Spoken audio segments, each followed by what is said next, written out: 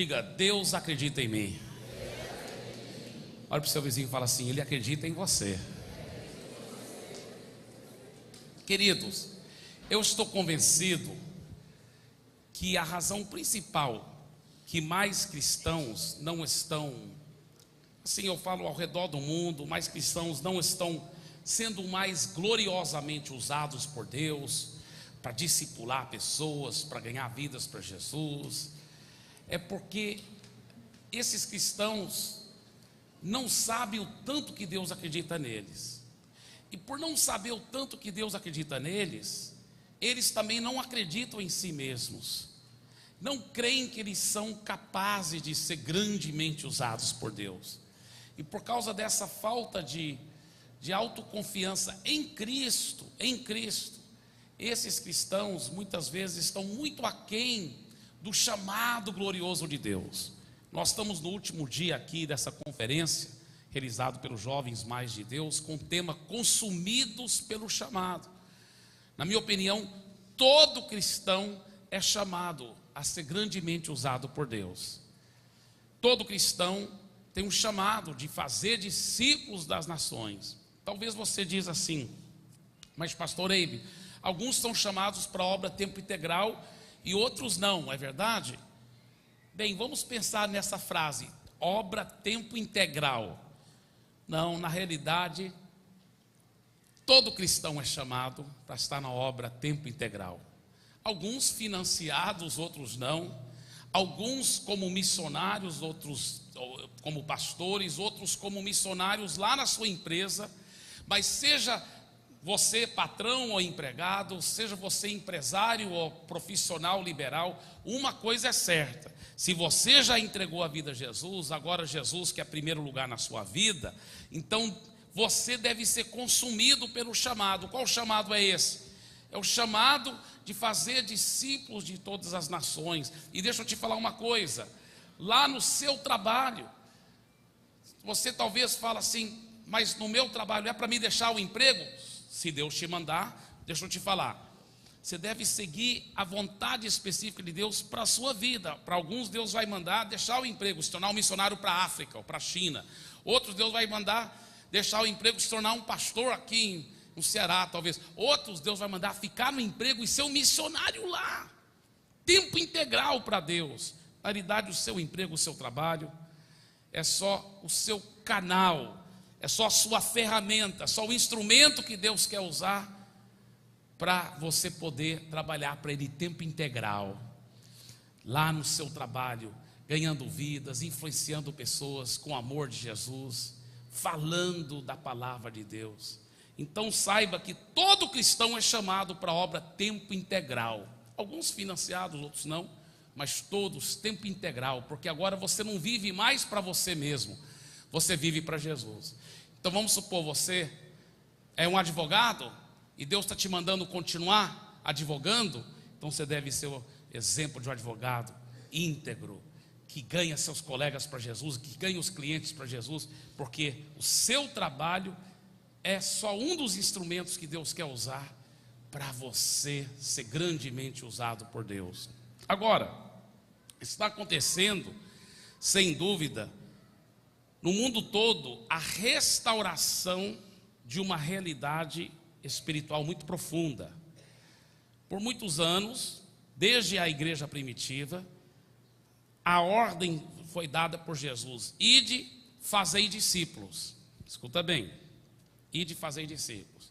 Só que parece que na maioria dos cristãos, por muitos séculos, aquela ficha não caiu.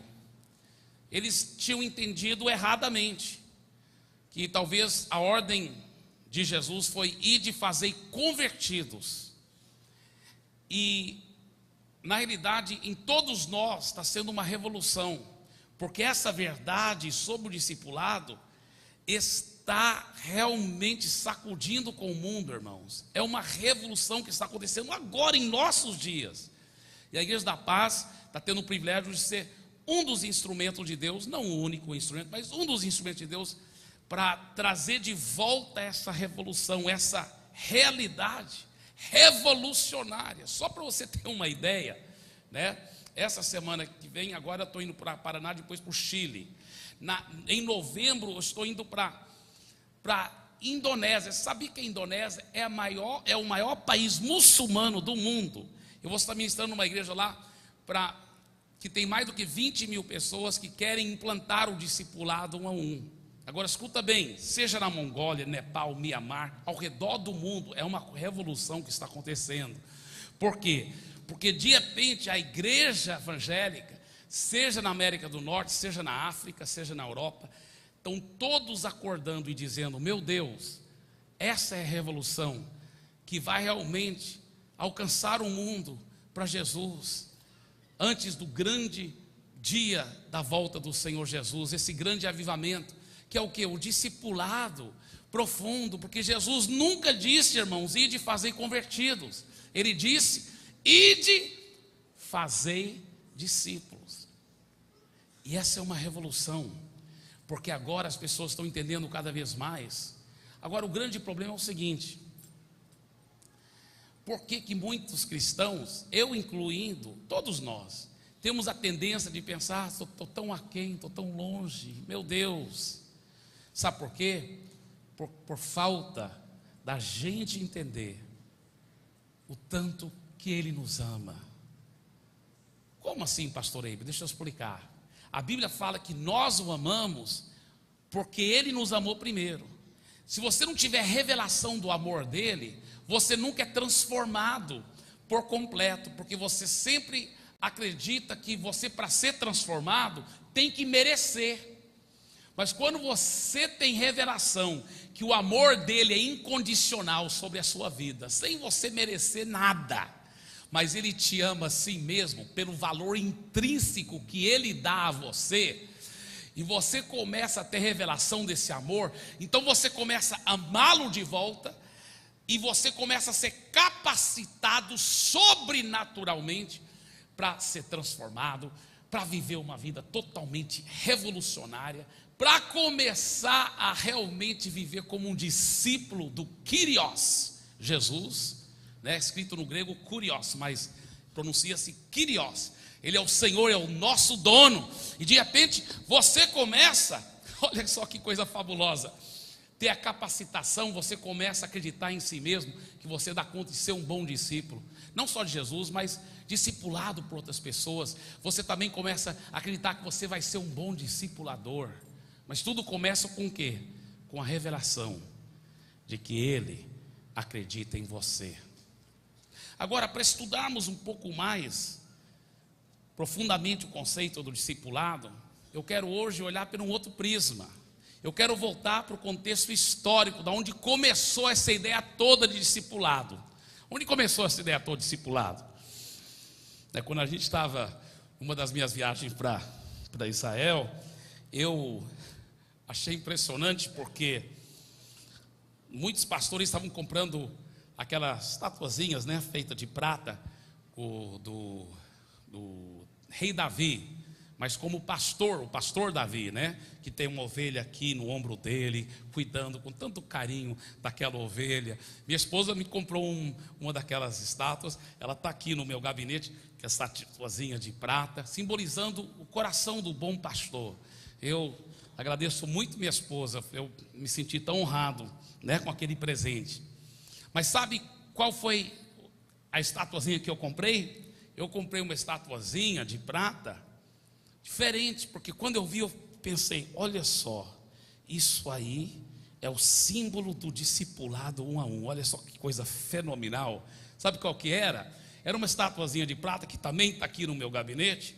É de um rabino com seu discípulo, o seu aluno, e ele está aqui com o rolo das escrituras abertas num pódio, e ele está instruindo, ele está aqui com seu discípulo, instruindo ele nas escrituras sagradas.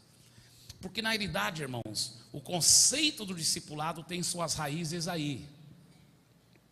Nós esquecemos muitas vezes que Jesus não era um cristão, Jesus era um judeu. E nós, para entendermos melhor o que Jesus ensinava, temos que voltar para o conceito judeu. Isso aqui é muito profundo e precioso que nós vamos estar falando agora. Você não vai querer perder um detalhe. Então preste bem atenção. Os judeus, eles eram criados para respeitar e reverenciar as escrituras sagradas de uma forma impressionante. Então para eles, a gente tem a impressão que é masculino, né? O Torá, mas não é, é a Torá. Torá era os 5 primeiros livros da Bíblia. Torá é os 5 primeiros livros da Bíblia. No hebraico, Torá significa ensinamentos, instruções ou simplesmente o caminho. Porque os judeus acreditavam que a Torá era realmente o caminho, a verdade e a vida. Quais são os primeiros 5 livros da Bíblia? Ou seja, qual é a Torá? Gênesis, Êxodo, Levítico, Números e Deuteronômio. Se você já leu esses 5 livros, parabéns, porque são muito profundos, complicados, cheios de detalhes e números, não é verdade? Cheio de listas de genealogias, não é verdade? Cheio de muitas coisas, muitos detalhes. Livros profundos, livros compridos, difíceis até de ler. Mas você sabia que os judeus acreditavam, e até hoje acreditam, e eu também acredito, que esses livros foram dados por Deus para Moisés. Então quando Moisés escreveu esses livros, ele recebeu diretamente da boca de Deus, da voz de Deus, e ele foi registrando isso aí. E foi Moisés então que escreveu, mas inspirado pelo Espírito Santo, esses primeiros 5 livros. Então esses primeiros 5 livros, por serem tão importantes, formavam a base da educação das crianças, ao ponto que o historiador judeu do primeiro século, Joséfo, disse o seguinte: acima de tudo, nós nos orgulhamos da educação das nossas crianças. E o interessante, porque os rabinos tinham teorias diferentes de com que idade que a criança devia começar a estudar. Mas em geral, a teoria que ganhou era com 6 anos de idade. Porque eles acreditavam que aqueles primeiros anos eles tinham que estar com os pais para receber a formação da família.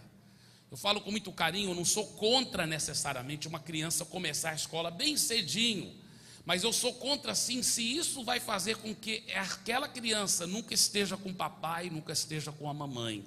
É importante, pelo menos um dos cônjuges, tirar mais tempo com seus filhos. Hoje em dia os pais estão querendo fazer mais dinheiro e por razões materialísticas estão trabalhando o dia todo e deixam os seus filhos serem criados por outras pessoas. Eu ouvi falar que tem escola aí, se não me engano, que já começa a estudar com 7 meses de idade. Com 7 meses. Então, veja bem, com 3 meses, até com 3 meses ela está dizendo que já tem escola com 3 meses. Meu Deus do céu, deixa eu te falar uma coisa, os rabinos falavam que não. Em geral eles ensinavam o seguinte: antes dos 6 anos de idade não, fica em casa. Aí com 6 anos de idade, então um rabino local, porque era o seguinte: cada comunidade ou bairro dos judeus, nessa cidade era grande, era cada bairro, se era uma cidade pequenininha, então naquela cidade pequenininha, cada bairro de cidade grande ou cada cidadezinha tinha uma sinagoga, e naquela sinagoga tinha um rabino, aquela sinagoga local com um rabino local, e ele era a pessoa de longe a mais respeitada daquela comunidade judaica, porque ele era o mais estudado, o mais preparado, e ele então que era responsável na educação das crianças de 6 aos 10 anos de idade. Depois da época de Jesus ainda demorou mais 1400 anos para sair a imprensa, então nem todo mundo podia ter a Bíblia era escrita à mão, em rolos. Então esses manuscritos sagrados normalmente só tinha um deles para cada sinagoga, para cada cidadezinha. Então aquele um rolo das Sagradas Escrituras ficava no que eles chamavam a Arca da Torá. A Arca da Torá era uma caixa especial que ficava na sinagoga, onde era guardado então esses rolos das Sagradas Escrituras.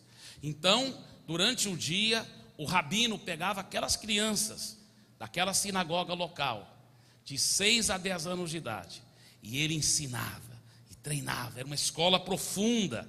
Essa primeira fase chamava-se Bet Talmud.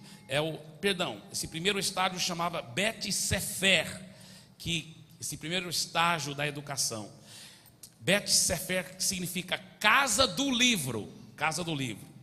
Agora veja bem, irmãos, olha a mentalidade dos judeus. Eles falavam: se isso realmente foi dado por Deus para Moisés, e Moisés escreveu inspirado pelo Espírito Santo, isso veio direto da boca de Deus, então vale a pena isso ser a base principal de todo o estudo.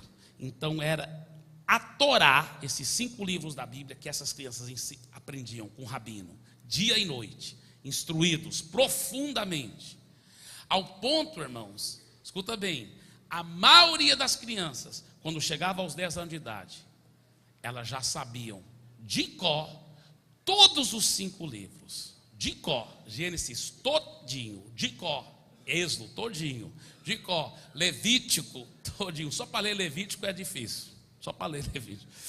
Números e Deuteronômio, sabiam de cor, mas de cor mesmo, podiam citar todinho, de ponta a ponta. A maioria das crianças com 10 anos de idade já podiam citar todinho esses 5 livros. Agora, quando terminava essa fase, então a maioria das crianças, então agora eram enviadas para continuar a educação delas em casa, onde os pais iam ensinar a palavra dia e noite, ao acordar, ao dormir, no culto doméstico, nas reuniões, ao comer, nas refeições. Os pais eram para instruir os filhos, e os filhos já eram então, a partir dos 10 anos de idade, começavam a aprender a profissão do pai. Se o pai trabalhava com pedras para construção de casa, o filho também começava a aprender a trabalhar com pedras para construção de casa, e assim por diante. Muito bem, a maioria das crianças faziam assim. Agora, aquelas que se destacavam muito, que mostravam uma habilidade muito grande para aprender, para crescer, então elas, somente poucas delas, só aquelas crianças mais especiais, eram separadas para ir para o segundo estágio, que era somente para os alunos que se destacavam, né? Esse segundo estágio, que chamava-se Bet Talmud, que quer dizer casa de aprender. Nesses aqui eles ficavam de 10 aos 14 anos de idade. Aí o rabino investia muito mais neles. Eles então eram realmente estudados profundamente em todas as escrituras. Agora não era só primeiros 5 livros da Bíblia, não. Era toda a Bíblia dos judeus, que era o Velho Testamento. E eles, ao chegar a 14 anos de idade, sabiam de cor o Velho Testamento todinho na Bíblia, de Gênesis até Malaquias. De Gênesis até Malaquias, o Velho Testamento todo. Mas, durante essa fase de 10 a 14 anos, esses adolescentes e pré-adolescentes eram treinados profundamente pelo rabino.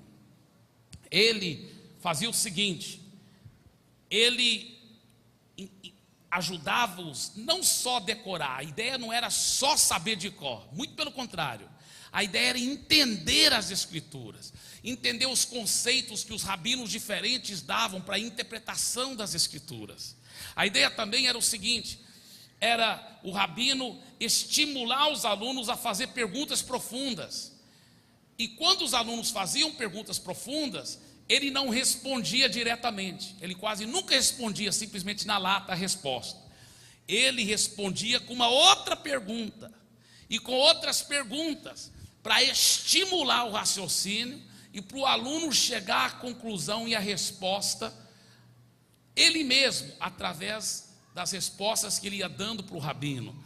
Você começa a entender por que Jesus falava do jeito que ele falava, muitas vezes. Porque Jesus foi treinado nesse contexto. Por isso que você pode ver, vez após vez, as pessoas chegavam, faziam perguntas para Jesus, e Jesus respondia contra pergunta. Jesus foi treinado nesse contexto. Jesus foi treinado nesse contexto. Jesus fazia parte desse segundo estágio mais elitizado, do Bet Talmud. É muito óbvio, porque com 12 anos de idade, quando ele estava bem no meio desse segundo estágio, ele se encontrava em Jerusalém para uma grande festa, e os pais então terminou a festa, voltaram para Nazaré, e na volta, depois de um dia de viagem, cadê Jesus? Pensei que ele estava com os parentes, com os amigos, na grande caravana voltando para Nazaré. Procuraram, não está. Voltaram para Jerusalém, ainda ficaram procurando 3 dias. Finalmente encontraram no templo. Jesus, preocupado, estamos procurando todos esses dias, e Jesus falou assim, em outras palavras, estou parafraseando aqui, mas vocês não estão entendendo. Vocês foram me procurar outros lugares, vocês não sabiam que eu estaria aqui na casa do meu pai? Estou aqui na casa do meu pai, no templo. O que Jesus estava fazendo lá, irmãos? Lembre-se, Jesus era treinado pelos rabinos locais lá de Nazaré, mas era em Jerusalém, no templo, onde ficavam os top do top dos rabinos, os melhores rabinos. E Jesus estava lá sugando os homens, fazendo perguntas profundas, e ele também respondendo perguntas, e todos estavam impressionados. Esse garoto é tremendo, esse garoto é impressionante. E Jesus aproveitou, estou em Jerusalém, eu não posso vir sozinho, só tenho 12 anos de idade, mas já que eu estou aqui, eu vou sugar esses homens, eu vou aproveitar. E Jesus estava lá aprendendo com os grandes rabinos, e fazendo perguntas, e respondendo perguntas. Interessante. Agora, o terceiro estágio era diferente. O terceiro estágio chama-se Bet Midrash, que quer dizer casa de estudo. Agora, esse terceiro estágio era só para os melhores dos melhores. Era o seguinte: quando o aluno terminava o segundo estágio, com 14 anos de idade, então se ele achava que ele daria conta de passar e entrar no terceiro estágio, então ele ia procurar um rabino famoso, aquele rabino com quem ele se identificava, um dos rabinos famosos. E ele então, ao procurar o rabino famoso, ele ia procurar, ele falar: eu quero ser um dos seus talmidim. Meu irmão, não era qualquer um que podia ser talmidim. Talmidim, diga talmidim. Essa era a expressão que eles usavam por nome dos discípulos desses rabinos. Esses discípulos tinham que ter 14 anos de idade ou mais, não era qualquer um. Ele que procurava o rabino que ele admirava, que ele queria ser talmidim dele, um dos talmidins, e ele falava: eu quero ser seu talmidim. Mas o rabino então começava a investigar a vida daquele adolescente, as origens, da onde ele veio, fazia muitas perguntas profundas, uma sabatina de perguntas, irmãos, inúmeras perguntas. Por quê? Porque aquele rabino não podia deixar qualquer um se tornar um talmidim. Então ele tinha que investigar profundamente. Por quê? Porque o rabino estava, ao deixar alguém se tornar um talmidim dele, ele estava dizendo: você vai ser igual eu, tudo que eu faço você vai dar conta de fazer.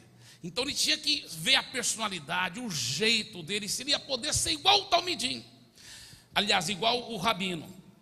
Então o rabino, ele, antes daquele adolescente poder ser um dos seus talmidim, um dos seus discípulos, ele tinha que responder inúmeras perguntas sobre a Torá, sobre a tradição e sobre outros rabinos. O rabino então perguntava sobre a opinião que ele tinha dos outros rabinos, da interpretação dos outros rabinos. Ele perguntava para aquele adolescente de 14 anos de idade sobre os profetas, sobre os sábios e sobre a lei oral que acontecia e que tinha em Israel. Esses meninos eram tão preparados na tradição e nas leis orais. O rabino então também fazia perguntas sobre interpretação e sobre legislação. Eu estava lendo o livro do Rab Bell, que é um pastor de uma igreja muito preciosa lá nos Estados Unidos. Ele escreveu um livro que chama-se Repintando a Igreja, e ele explicando essas coisas. É uma coisa impressionante, impressionante como os rabinos então preparavam e filtravam. Eram muito poucos que podiam ser seu talmidim. Então, depois daquela sabatina, de aquele enorme vestibular, como se fosse, aí o rabino chegava, na maioria das vezes, para aqueles rapazes, e falava uma coisa assim: olha, você não vai poder ser meu talmidim, você é conhecedor muito bom da Torá, você vai ser um maravilhoso judeu na nossa comunidade, um dos homens importantes da nossa comunidade, mas você deve voltar para sua casa agora, continuar a educação com seus pais, e você vai ser treinado agora na profissão dos seus pais, mas você está de parabéns porque você chegou até onde você chegou, mas infelizmente um dos meus talmidins você não vai poder ser. Agora, poucos irmãos, bem poucos, eram escolhidos, e quando ele era escolhido, então, se ele acertasse toda aquela sabatina de investigação e perguntas, então aquele menino adolescente ouvia da boca do rabino aquela frase que todos eles sonhavam em ouvir dos rabinos famosos, que era: venha, siga-me. Quando eles ouviam essa frase, venha, siga-me, parecia melhor do que um sonho se realizar. Eu vou ser agora um talmidim, eu agora sou um talmidim, que privilégio ser o talmidim. Então eles começavam a seguir de perto, eles até iam morar com o talmidim. Onde o senhor mora? Então vamos lá morar com o senhor. Agora tudo era com o talmidim. Eles seguiam tão de perto o talmidim, para onde ele ia, eles iam juntinho, porque o talmidim, aliás, eles como talmidim estavam seguindo tão perto o rabino, porque o rabino, ao deixar ele se tornar um talmidim, ele estava dizendo: vocês vão ser um grande rabino também, igual eu sou um dia. Vocês vão ser igual a mim, e tudo que eu faço, vocês vão dar conta de fazer, e tudo que eu sei, vocês vão saber, mas vocês têm que seguir de perto. Eles se sentiam tão honrados de ser talmidim daquele rabino famoso, que eles ficavam só aprendendo com ele, ouvindo todas as coisas que ele ensinava. Então, esses rabinos famosos, eles viam esses rapazes de 14 anos de idade como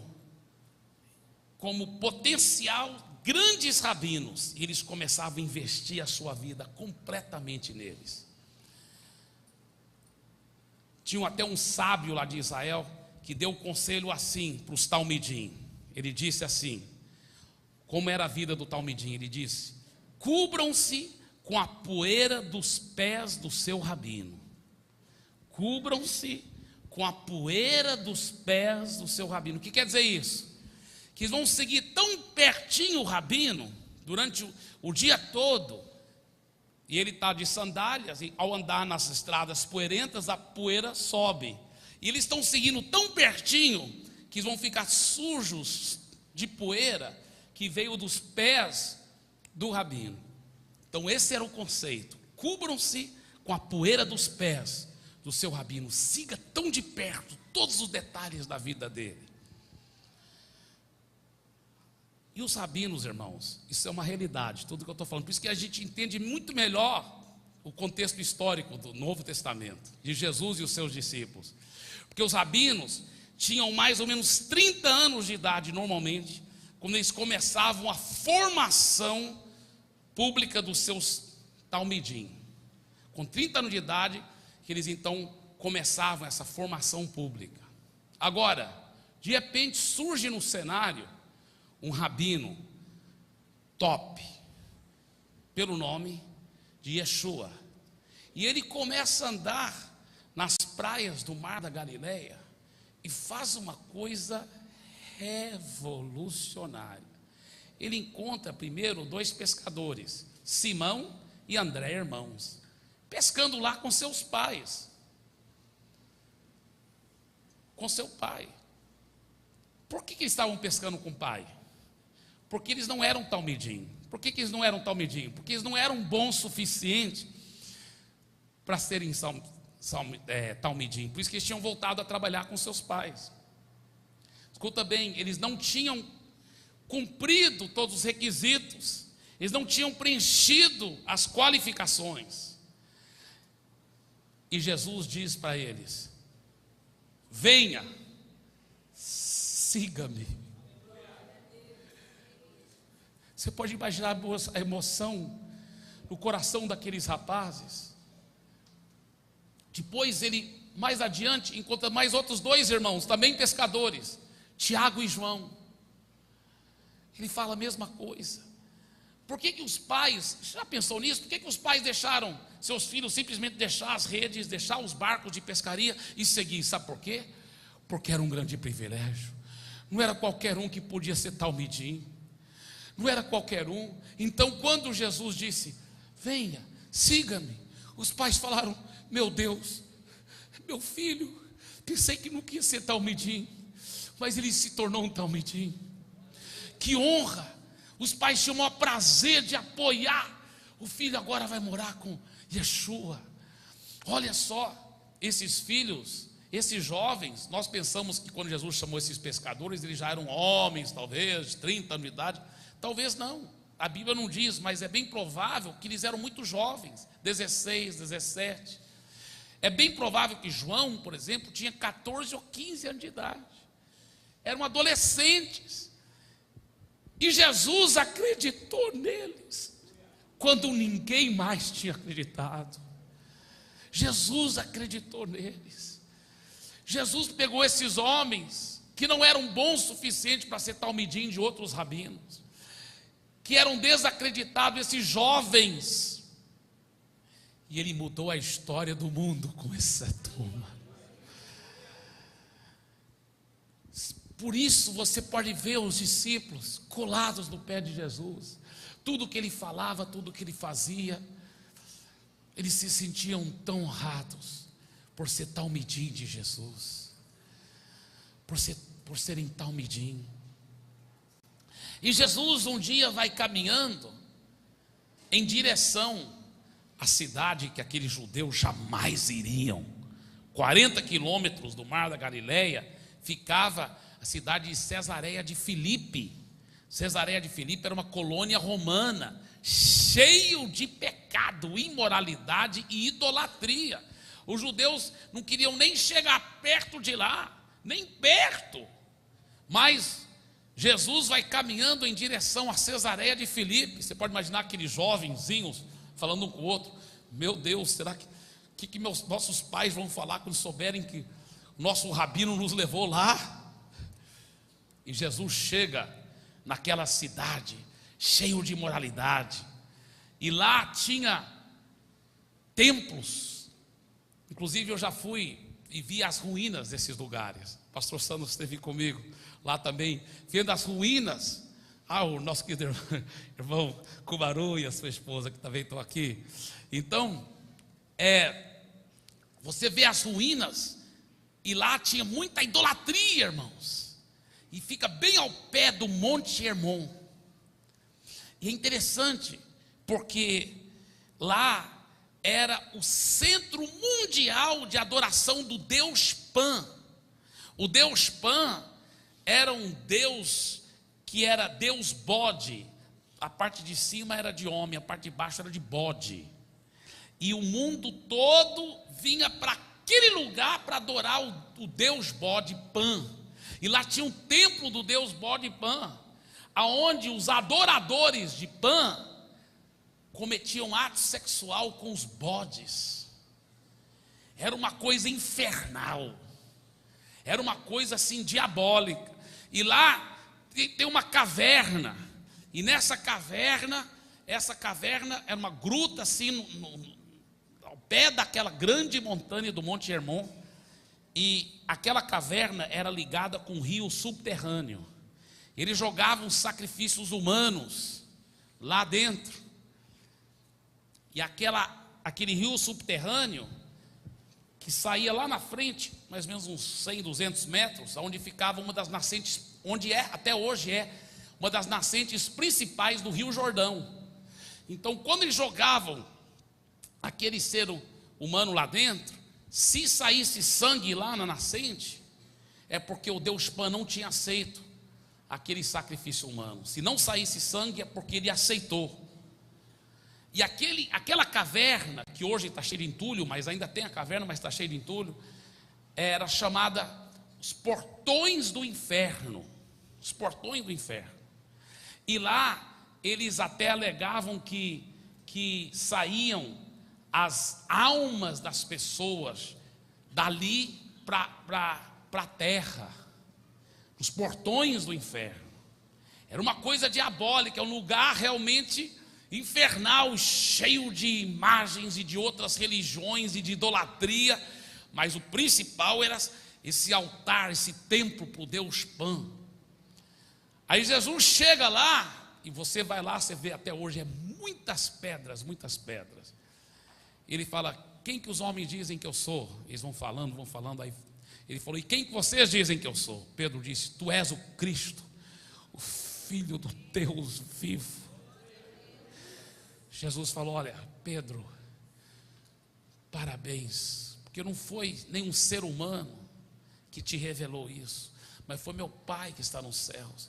E eu quero que você saiba, Pedro, você é uma pedra que faz parte de uma grande rocha, porque lá tem muitas pedras e tem grandes rochas. Ele falou, você é Pedro, que faz parte de uma grande rocha, e em cima dessa rocha, Pedro, deixa eu te falar uma coisa, em cima dessa rocha, que se compõe de todos vocês aqui, meus talmidim, eu vou edificar a minha igreja. A igreja era o corpo de ministros que o rei escolhia para reinar com ele sobre a terra. A igreja era isso. Igreja significava isso no grego. Ele falou, eu edificarei minha igreja. E ele falou, e as portas, os portões do inferno não prevalecerão contra ela. Agora escuta bem, eu antes pensava que ele falava assim, eu vou edificar minha igreja, e o inferno vai vir querer derrubar minha igreja e não vai conseguir derrubar. Mas a expressão lá no grego não é esse.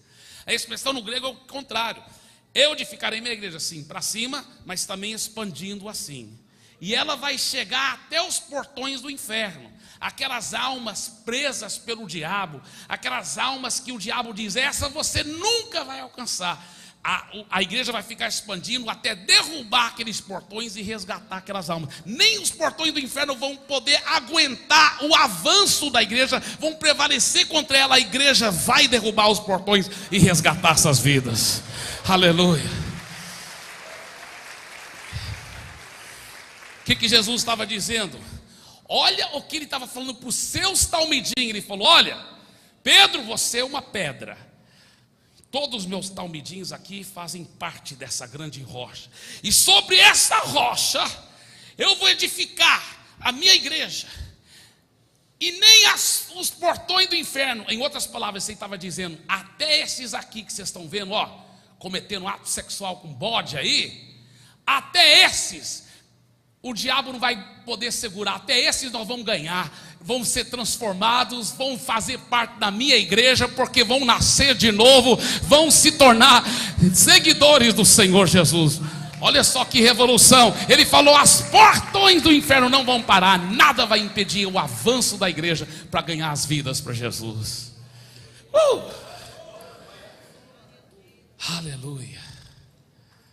Você pode imaginar o que aqueles jovens discípulos pensaram, meu Deus, ele está falando que nós vamos fazer parte de uma revolução, que até aqui os portões do inferno não vão parar, vão ganhar até esse povo aqui para Deus. Que revolução.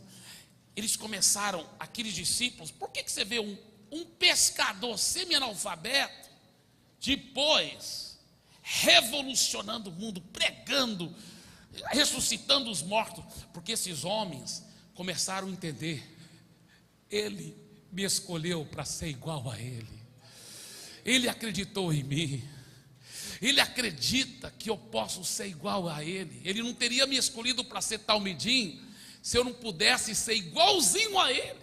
E quanto mais caminhavam com Jesus, mais fascinados eles ficavam. Eu sou talmidim desse homem, meu Deus, eu vou ser igual a ele. as curas, os milagres, as pregações, o amor para com as viúvas e os órfãos. Você pode imaginar como os discípulos se sentiam tão honrados em poder ser discípulos, talmidim, deste homem. Diga, ele me escolheu. Aí você pode ver por que ele diz, por exemplo, João capítulo 15, olha lá, João capítulo 15, versículo 16. Vou ler na Nova Versão Internacional. Olha o que ele diz: vocês não me escolheram. Era verdade. Ele que foi atrás. Não foram eles que falaram: Jesus, queremos ser seu talmidim. Não, ele que foi atrás. Vocês não me escolheram, mas eu os escolhi para irem e darem fruto, fruto que permaneça, a fim de que o Pai lhes conceda o que pedirem em meu nome. Você pode ver que Jesus estava constantemente trabalhando na autoimagem do seu discípulo. Vocês têm que acreditar que foi eu que escolhi para você ser igual a mim, porque parecia uma coisa tão grandiosa. Queridos, é a mesma tarefa que o Espírito Santo tem hoje, é de ajudar você a acreditar em você mesmo, em Cristo Jesus. Acreditar que você mesmo pode ser um talmidim de Jesus, ser igualzinho a Jesus, igual o apóstolo Paulo disse: imita a mim como eu imito a Cristo. Você pode ser um cristão, que quer dizer um pequeno Cristo. Diga assim: ele me escolheu para ser igual a ele. Aí você começa a entender melhor certos textos da Bíblia. Por exemplo, os discípulos estão lá na tempestade, no barco, à noite. Quando vem, penso que uma figura: ai meu Deus, é um fantasma andando na água. Jesus falou: calma. De longe, ele estava longe ainda. Calma, não tenha medo, sou eu que estou aqui andando em cima da água. Nosso rabino. Aí o que é a primeira coisa que o Pedro pensou? Talmidim é para ser igual ao rabino. Rabino anda em água, talmidim anda em água também. Mestre, se for mesmo o senhor, me manda aí então, porque talmidim faz a mesma coisa que o rabino faz. Jesus falou: então vem, pode vir. E Pedro começou a andar em cima da água. Pedro andou, já imaginou andar em cima da água? Aí de repente ele começa a afundar. Jesus diz: homem de pequena fé. Peraí. E salvou Pedro. Será que era porque Pedro não tinha fé em Jesus? Claro que tinha fé em Jesus. Para ele, Jesus era tudo. Homem de pequena fé, não em Jesus, pequena fé em si mesmo. Ele não estava conseguindo acreditar que ele podia ser igual a Jesus. Jesus estava chamando a atenção dele sobre a falta de fé que ele tinha na sua própria capacitação em Cristo Jesus. Eu quero que você saiba, ele acredita que você pode ser igualzinho a ele, que você pode fazer o que ele fez e o que ele faz. Diga: ele acredita em mim. Ele acredita em mim. Diga assim também: ele acredita que eu posso ser como ele. Por isso em João 14, versículo 12, ele fala: aqueles que creem em mim, as obras que eu faço, eles também farão. Meu talmidim é o seguinte, ele disse: as obras que eu faço também farão, e maiores do que essa, porque eu vou para junto do Pai. Já pensou numa coisa dessa? Que revolução! Que evolução. Diga: eu tenho essa capacitação sobrenatural. Mas o mais espantoso, irmãos, é quando chega no fim do seu ministério, bem antes de subir para o céu. As palavras mais revolucionárias, num certo sentido, que já saíram da boca de um ser humano, foram proferidas na grande comissão. Jesus vai e fala para o seu talmidim, ele diz: agora é o seguinte, da agora em diante, todo ser humano pode ser um Talmidim meu. Você tem que acreditar em todos, porque eu escolhi a todos para serem consumidos por esse chamado. Ide e fazei Talmidim, ide e fazei discípulos de todas as nações. Que revolução, que revolução, que revolução. Diga: eu sou Talmidim de Jesus. Diga: isso é só o começo. Sabe, eu quero encerrar com uma ilustração. Eu uso muito essa ilustração por aí. Com certeza já devo ter dado aqui, mas eu sei, se você já ouviu, se não importa ouvir de novo. É o que eu chamo de ilustração clássica, porque ajuda a entender como nós devemos acreditar no potencial de todo ser humano para alcançar o seu chamado em Deus. Sabe, irmãos, nós somos capacitados sobrenaturalmente, não é de nós mesmos, mas é como Paulo diz: aquele que me qualifica é o Senhor Jesus, é pelo poder infinito do Espírito Santo, gente. Nós não estamos aqui falando de poder do pensamento positivo, nós estamos falando que quando você nasce de novo, é como diz a Bíblia Sagrada: eu mesmo estou certo, irmãos, a vosso respeito, disse o apóstolo Paulo, Romanos 15:14, que estáis possuídos de bondade, cheios de todo conhecimento e capacitados para admoestar uns aos outros. Em outras palavras, você é capacitado sobrenaturalmente para discipular os outros, para cuidar dos outros, para ser um grande fazedor de Talmidim em nome de Jesus. Diga: eu farei discípulos das nações, porque Ele me capacita sobrenaturalmente. Então, uma ilustração que eu ensino muito, e que essa ilustração clássica eu quero usar aqui porque ela cabe tão bem. Eu quero encerrar minha palavra com essa ilustração. É o seguinte: é de como a águia mãe ensina o filhote a voar. Agora, não são todas as águias que trabalham assim, tem vários tipos de águia diferentes. Inclusive, eu estive na África com um pastor que ele gosta de tirar fotos de tudo, todos os animais. Me levou lá pro safari, tirando foto, e tem uma máquina desse comprimento assim, a lente, uma loucura, parece aquelas máquinas do meu querido irmão aqui, Rondinelli. Rapaz, esse pastor, só que a máquina dele, às vezes, sem brincadeira, Rondinelli, é dessa, assim, ó. Então, eu acho que tem uma que é assim, e ele tirando fotos e tudo, e falando das águias, e eu vi cada águia linda lá, nas selvas africanas. Mas ele falou: Eibe, as águias maiores, as mais poderosas mesmo, são do Brasil, são da Amazônia. Eu falei: é mesmo? Ele falou: sim, são as mais poderosas. Ele falou: as águias aqui da África atacam animais pequenos, a de lá, você tinha que ver. E as águias, elas, as grandes mesmo, que atacam muito, porque é o seguinte: as águias têm costume de procurar aqueles penhascos muito altos e fazer seus ninhos naqueles penhascos, às vezes 2.000 metros de altura. E depois do ovo chocar, aquele filhote é faminto, come muito. No começo, a águia pode pegar um animal pequeno, um ratinho, tal, porque a águia é diferente do que outros pássaros. A águia só pega animal vivo para dar de comida para os seus filhotes. Pega um animal vivo, mata, aí depois dá para o filhote para comer. Nunca pega um animal morto. Então, tanto a águia mãe como a águia pai ajudam a pegar o alimento para os filhotes. E no começo pode ser um animal pequeno, mas aquele marmanjão começa a crescer tanto que começa a exigir muita comida. E aí já foi visto águia pegar cachorro, cabrito, até pequeno bezerro com as garras e sair voando. É uma coisa impressionante.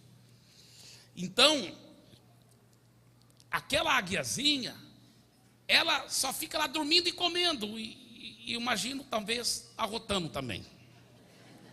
E eu imagino ela tá lá dormindo, aí ela ouve as asas da mãe ou do pai, já pensa: comida. Então ela já logo vai abrindo os olhos e abrindo a boca. Aí volta a dormir. Mas eu imagino que tem vezes que, de tão preguiçosa que ela está, só dormindo e comendo, que nem abrir os olhos não abre, só abre a boca. Ouve as asas, deve ser comida. Ela acordou, vou nem ter o trabalho de abrir os olhos, só abrir a boca.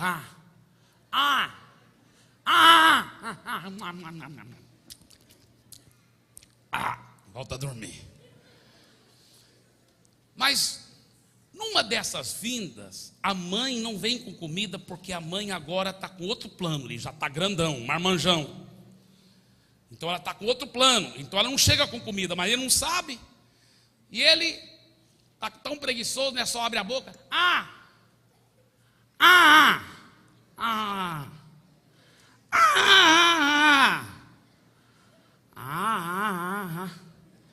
Aí ele sente as penas da mãe tudo alvoroçadas. Então ele abre os olhos. Mãe, é a senhora mesmo? Ele pensa que é demônio, né? Já te vi. Sai dela. Diz a loja. Ai, Casas Bahia, diz a loja, né? Não, brincadeira. Brincadeira.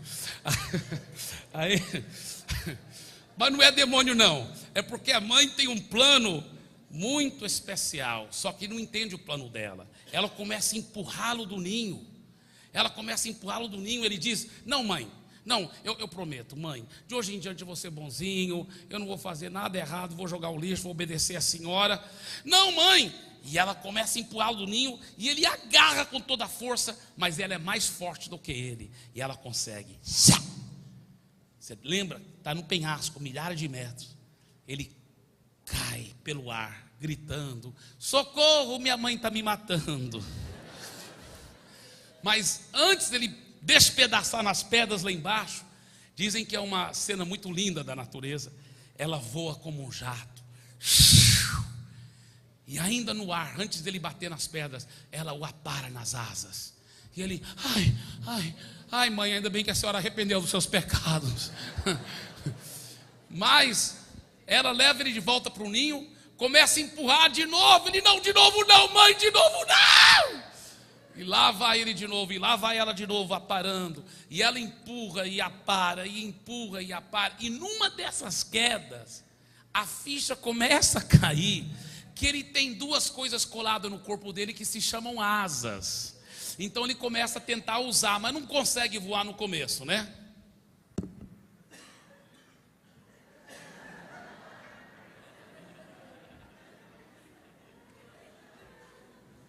Não deu certo, ela para, mas agora ele está começando a entender. Então quando ela vai empurrar de novo, ele até pula, e ele já está começando a entender a coisa. E numa dessas quedas, finalmente ele consegue.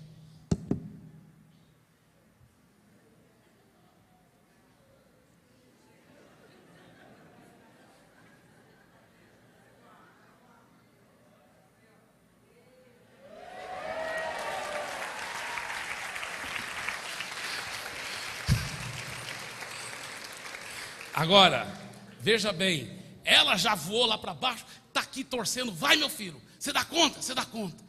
E de repente ele começa, voam milhares de metros de altura, irmãos. A águia tem um pulmão que dá quase conta de respirar com muito pouco oxigênio, lá quase fora da atmosfera. E de repente, você pode imaginar a sensação daquela águia voando pela primeira vez. A Bíblia fala que o cristão é comparado à águia. A Bíblia nos chama de águias. Sabia disso? E quantos cristãos são como aquela águia filhote, né? Só engordando espiritualmente. Todo domingo chegam na igreja: pastor, dá um arroto espiritual. E ele volta a dormir espiritualmente a semana toda. Não ganhou uma alma para Jesus, não discipulou ninguém, não transformou a vida de ninguém, está entendendo? Só dormiu espiritualmente, dormiu a semana toda. Aí no próximo domingo: pastor, e alguns nem fazem o trabalho de abrir os olhos durante o culto. Pastor, hoje o pastor não foi tão ungido.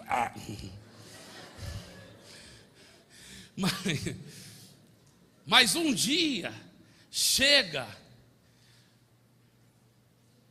um discipulador, chega um líder de célula, chega alguém que em Deus sabe que você foi escolhido para ser talmidim, e diz: você vai voar muito alto.